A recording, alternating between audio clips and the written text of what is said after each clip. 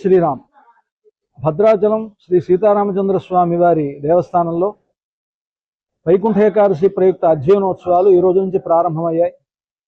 ఈ రోజు నుండి జనవరి 9వ తారీఖు వరకు వైకుంఠ ఏకాదశి అధ్యయనోత్సవాలు, ఆ తర్వాత 10వ తారీఖు నుండి 12వ తారీఖు వరకు విలాసోత్సవాలు జరుగుతాయి. భోగి సంక్రాంతి తర్వాత 16వ తారీఖున విశ్వరూప సేవ ఉంటుంది.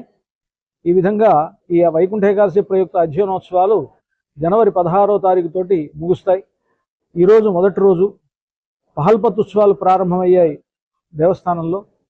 ఈ పహల్పత్తుత్సవాల్లో భద్రాచల రామచంద్రమూర్తి ఒక్కొక్క రోజు ఒక్కొక్క అవతారంలో భక్తులకి దర్శనమిచ్చి త్రివీధి సేవ మొదలైనటువంటి కార్యక్రమాలని కూడా జరుగుతాయి. దాంట్లో భాగంగా ఈరోజు రామచంద్రమూర్తి మత్స్యావతారంలో భక్తులకి దర్శనమిస్తూ ఉన్నాడు. భగవంతుడు ధరించినటువంటి అవతారాల్లో మత్స్యావతారం మొట్టమొదటి అవతారంగా మనకు దశావతారాల్లో చెప్పడం ఉన్నది. బ్రహ్మదేవుణ్ణి తన నాభికమలం నుంచి సృష్టించిన తర్వాత బ్రహ్మదేవుడు సృష్టి కార్యక్రమాన్ని ప్రారంభించేటప్పుడు వేదములన్నీ కూడా తెలుసుకొని ఆయన తన కార్యక్రమాన్ని సృష్టి కార్యక్రమాన్ని మొదలుపెట్టాడు.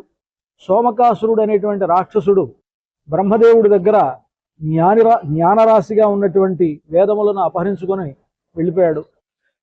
ఆ సోమకాసురుణ్ణి సంహరించి అతను బ్రహ్మ దగ్గర నుంచి తీసుకెళ్ళినటువంటి జ్ఞానరాశి అయినటువంటి వేదాలను తిరిగి బ్రహ్మదేవుడికి భగవంతుడు మత్స్యావతారంలో ఉపదేశించాడు అని మనకు పురాణ గాథ.